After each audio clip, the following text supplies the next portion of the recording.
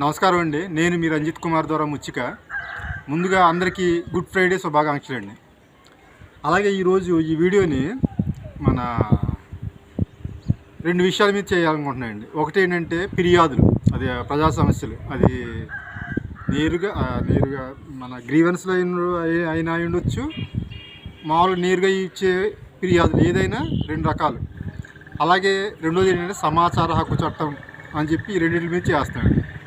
ఈ రెండిట్ల మీద జిల్లా స్థాయి ఫిర్యాదులు ఉన్నాయండి. జిల్లా స్థాయి కలెక్టర్ గారి వరకు వెళ్తున్నాయంటే దాని అర్థం ఏంటండి? మండల స్థాయిలో పరిష్కరించట్లేదని దాని అర్థం. మండల స్థాయిలో పరిష్కరిస్తే జిల్లా స్థాయి వరకు అక్కర్లేదండి. మండల స్థాయిలో రెండు విధాలండి. పరిష్కరించకపోవడం కారణం ఏంటంటే వాళ్ళ ఉద్దేశపూర్వకంగా అయినా ఉండొచ్చు, లేదా వీళ్ళని ఇబ్బందులు పెట్టాలి అనే కాన్సెప్ట్ అయినా అయి ఉండొచ్చు ఈ రెండిట్లో. కాబట్టి మండల స్థాయి అధికారుల మీద ఎందుకు పరిష్కరించలేదని చెప్పి ఒక జిల్లా స్థాయి అధికారి, అదే కలెక్టర్ గారు, జిల్లా కలెక్టర్ గారు సీరియస్గా యాక్షన్ తీసుకుంటే రెండోసారి అసలు మండల స్థాయి దాటి జిల్లా స్థాయి వరకు ఫిర్యాదులు వెళ్తున్నాయంటే దాన్ని బట్టి మీ అర్థం చేసుకోవచ్చు మనం పరిస్థితులు ఎలాగ ఉన్నాయనేది. ఇప్పుడు మండల స్థాయిలో కూడా పరిష్కారం కాని అప్పుడు వెళ్ళొచ్చండి జిల్లా స్థాయి కేంద్రం వరకు. కానీ డైరెక్ట్ అక్కడే వందలాది దరఖాస్తులు ఉంటున్నాయంటే దాన్ని బట్టి అర్థం చేసుకోండి. అలాగే సమాచార హక్కు చట్టం దరఖాస్తులు, మనం మండల ఆఫీసులో సమాచార హక్కు చట్టం ద్వారా అడిగిన ప్రశ్నలకు సరిగ్గా ఇవ్వట్లేదండి సమాచారం ఇవ్వట్లేదు. కాబట్టే ఫస్ట్ అప్పీల్, మొదటి అప్పీల్కి, తర్వాత ఈ సమాచార హక్కు చట్టం కమిషనర్ వరకు వెళ్తున్నామండి. నేను అనేది ఏంటంటే సమాచార హక్కు చట్టం ఆర్టీఐ ద్వారా అడిగిన ప్రశ్నలకు సమాధానం ఇవ్వకపోవడానికి రెండు కారణాలు ఉంటాయండి. ఒకటి ఏంటంటే ఆ కార్యాలయంలో మనం అడిగిన సమాచారం లేకపోయినా ఇవ్వకుండా జాప్యం చేసి ఉండవచ్చు. రెండోది ఏంటంటే వాళ్ళు ఉద్దేశపూర్వకంగా అది తప్పుడు సమాచారం కాబట్టి బయటకు వస్తే ఏమైనా ఉద్యమం అని చెప్పి ఇవ్వకపోవచ్చు. మరి కమిషనర్ వరకు, సమాచార ఆర్టీఐ కమిషన్ వరకు వెళ్తే అప్పుడు రాజీకి వచ్చి అప్పుడు ఇస్తానని ఒప్పుకొని అలాంటి సందర్భాలు నాకు తగిలినాయండి.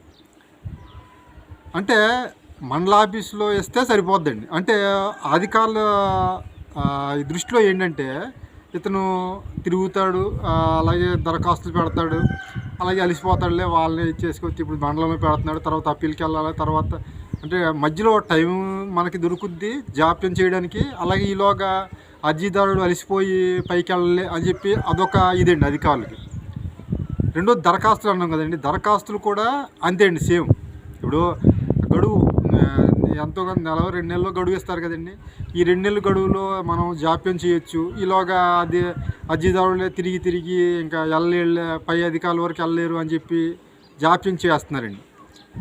కాబట్టి నేను ఈ వీడియో ద్వారా ఏం కోరుకుంటున్నానంటే జిల్లా కలెక్టర్ గారు మండల స్థాయి అధికారుల మీద కఠినమైన చర్యలు తీసుకోవాలండి. తీసుకుంటేనే వాళ్ళు ఫిర్యాదులు ఎక్కడికక్కడ పరిష్కరించడానికి అవకాశం ఉంటుందండి. ఒక చిన్న ఎగ్జాంపుల్ చెప్తున్నానండి. అంటే నాకు జరిగిందే నేను చెప్పట్లేదండి. సొసైటీలో సహజంగా ఇవే జరుగుతున్నాయండి. సాధారణంగా జిల్లా కలెక్టర్ గారు ఐటీడీఏపీఓ గారికి ఒక అర్జీ మీద రెఫర్ చేశారండి. ఐటీడీఏపీఓ గారు పోలవరం తహసీల్దార్ గారిని 2023 10వ నెలలో ఇలాగా రంజిత్ కుమార్ పెట్టిన దరఖాస్తుకి అదే వారం రోజుల్లోగా నివేదిక ఇవ్వాలి, అది ఏంటది విచారణ చేసి నివేదిక ఇవ్వాలని చెప్పి అన్నారండి. 2023 కాదండి, 26. ఈ రోజుకి అది ఏమైందో తెలియదండి. రెండోది ఏంటంటే మొన్న ఈ 2021 జనవరి నెలలో కూడా ఇప్పుడున్న ఐటీడీఏపీఓ గారు పోలవరం తహసీల్దార్ గారిని అడిగారండి రిపోర్టు. దీని మీద ఎంక్వైరీ చేసి వారం రోజుల్లో నివేదిక ఇవ్వాలండి. అది లేదండి, ఏమీ లేదు. అంటే ఇప్పుడు ఐటీడీఏపీఓ గారు అంటే మా ట్రైబల్స్కి ఒక జిల్లా కలెక్టర్, ఆయనే జిల్లా కలెక్టర్ గారు. జిల్లా కలెక్టర్ గారు ఉండొచ్చు, మా ఐటీడీఏకి పీఓ గారే జిల్లా కలెక్టర్ లాంటి వాళ్ళు. ఆయన మాటలను కూడా పెడచేవిని తొంగలు తొక్కుతున్నారు. అంటే నేను ఈ వీడియో ద్వారా చెప్పేది ఏంటంటే సూటిగా అసలు మండల స్థాయి దాటి పై స్థాయి వరకు ఫిర్యాదులు వెళ్తున్నాయంటే ఒకసారి అర్థం చేసుకోవచ్చు.